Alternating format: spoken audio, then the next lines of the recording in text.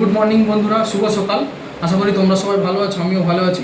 তো আজকের আমি দেখাবো মিনি ব্লগে, আমার পাখির মিনি ব্লগে তোমাদেরকে দেখাবো যে পাখিকে সকালবেলা আমি কী খেতে দিই। তো আজকের আমি পাখিকে দেবো ভাত ডিমের কুসুম, আর সঙ্গে কিছু পাখি ধরো জঙ্গলি যেসব, তো মানে বাইরে যে সমস্ত পাখি ঘুরে ঘুরে বেড়ায় খায়, ওদের যখন যেটা শরীরের প্রয়োজন তখন তো ওরা নিজেরা খেতে পারে, কিন্তু খাঁচাবন্দি যে পাখিগুলো সেগুলো তো খেতে পারে না।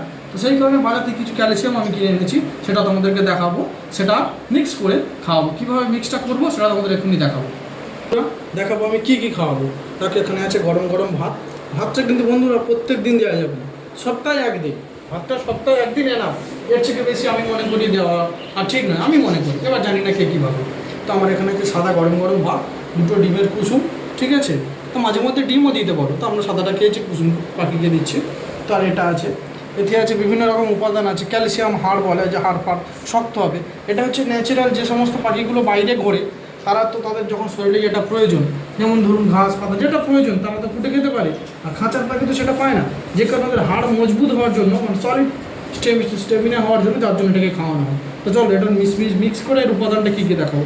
গরম গরম সাদা ভাত, আর এখান থেকে এটা 1 চামচ নেবো, ঠিক আছে।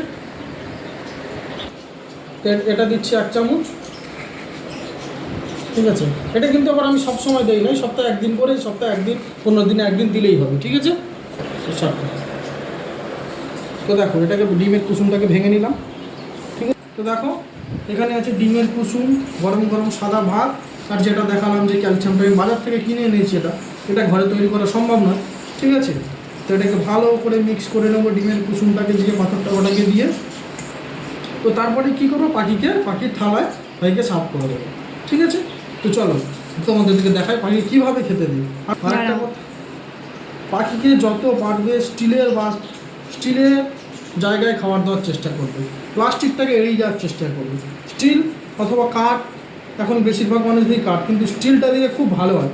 তার কারণ লাভবার্ড বলো, ককটেল বলো, এদের লম্বা ধারালো ঠোঁট, তো এরা প্লাস্টিকের জিনিসটাকে কেটে খুঁটে খেয়ে নিতে পারে, ঠিক আছে। তো চলো তোমাদেরকে দেখাই। পাখির আমার সব স্টিলের বাসন, এগুলো পাখির আমি বেশিরভাগটা স্টিল ব্যবহার করি যতটা পারি, ঠিক আছে। তো তার জন্য মিশ্রণটা এবার ভাগ করে দেবো পাখিদেরকে।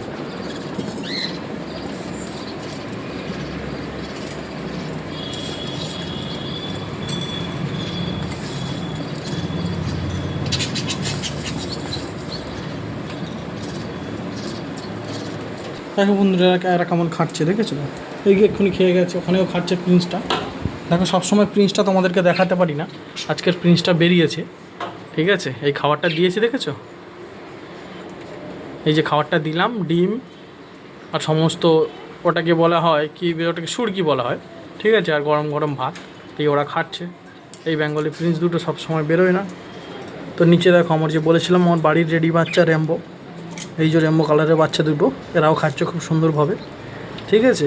এগুলো মাঝে মাঝে দিলে ওদের হেলদি থাকে পাখিগুলো, কারণ ওরা তো সবসময় বাইরের কী হয়, যে পাখিগুলো উড়ে বেড়ায় তারা বাইরে সব রকম খাবার খুঁটে খেতে পারে, এরা তো খাঁচায় সবসময় পায় না, তাই এদের মাঝে মধ্যে এগুলো দেওয়া দরকার, ঠিক আছে। তো এই যে বদ্রি পাখি, এরাও খাচ্ছে, তারা এই সময় ভিডিও আছে, খুব সুন্দর এদের কাজ হবে খাওয়ার। তো এই যে নিচে আমার হল্যান্ড ক্রস ইয়েলো বদ্রি, ঠিক আছে, এরাও খাচ্ছে খুব সুন্দরভাবে, ঠিক আছে।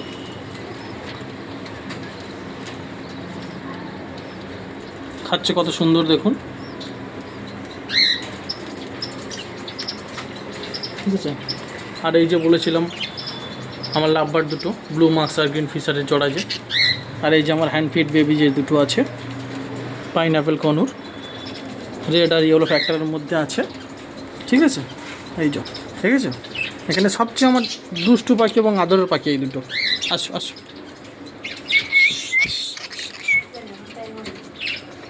দেখো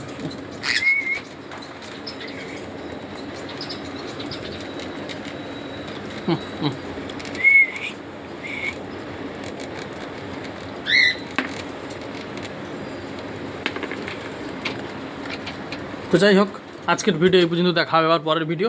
টাটা বাই।